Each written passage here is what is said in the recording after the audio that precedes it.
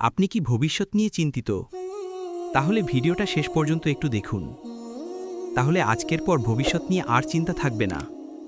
বহু মানুষ এই ভেবে টাঁদে যে তারা আগামীকাল ক্ষুধার্ত থাকবে, 1 বছর পর অসুস্থ হয়ে যাবে, আগামী 100 বছর পর পুরো পৃথিবীটাই ধ্বংস হয়ে যাবে, অথচ তাদের জীবন অন্যের হাতে। তবে কেন তারা ভবিষ্যতের ব্যাপারে এ ধরনের ভাবনা ভাবে, বিশেষত যখন তারা জানেন না যে কবে মারা যাবে? এভাবে অস্তিত্বহীন বিষয় নিয়ে ভেবে ভেবে কেন তারা উদ্বিগ্ন ও উৎকণ্ঠায় থাকে? আতা আমরুল্লাহি ফালা তাস্তাজিলুহ, আল্লাহর আদেশ আসবেই, অতএব তা নিয়ে তাড়াহুড়া করো না। সূরা নাহাল 1। ভবিষ্যৎ নিয়ে উদ্বিগ্ন হবেন না, তাড়াহুড়া করবেন না, সব কিছু সময় মতোই ঘটবে। আপনি কি সময়ের পূর্বেই শিশু ভূমিষ্ঠ করে ফেলতে চান?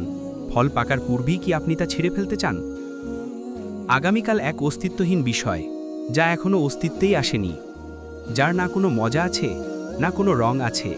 তবে কেন আমরা ভবিষ্যতের দুঃখ দুর্দশা ও সম্ভাব্য দুর্যোগ দুর্বিপাক নিয়ে দুশ্চিন্তা করে করে নিজেদেরকে ধ্বংস করে দিব? অথচ এখনও পর্যন্ত আমরা নিশ্চিত রূপেই জানি না যে ভবিষ্যৎ আমাদের জীবনে আসবে কি না, এলেও তা আমাদের জন্য কেমন হবে। সবচেয়ে বড় কথা হচ্ছে, এখনও তা অদৃশ্যের জগতেই রয়ে গেছে। যদি সে আসেই, তবে আগে থেকেই কেন আমরা তাকে পাওয়ার চেষ্টা করব? অথচ এমনও হতে পারে যে আমরা সে পর্যন্ত পৌঁছতে পারব না।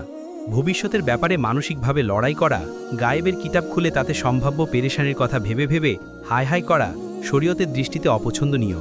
কারণ এটা প্রবৃত্তির লাগামহীন এক প্রবণতা। যুক্তির নিরিখেও তা নিন্দনীয়, কারণ তা হচ্ছে ছায়ার সঙ্গে কুস্তি লড়া। বহু মানুষ পৃথিবীর ভবিষ্যৎকে রোগ শোক, বিপদ আপদ ও ক্ষুধা দারিদ্র্যে ভরপুর মনে করে। এসবই শয়তানের ওয়াসওয়াসা, ইবলিশের কুমন্ত্রণা।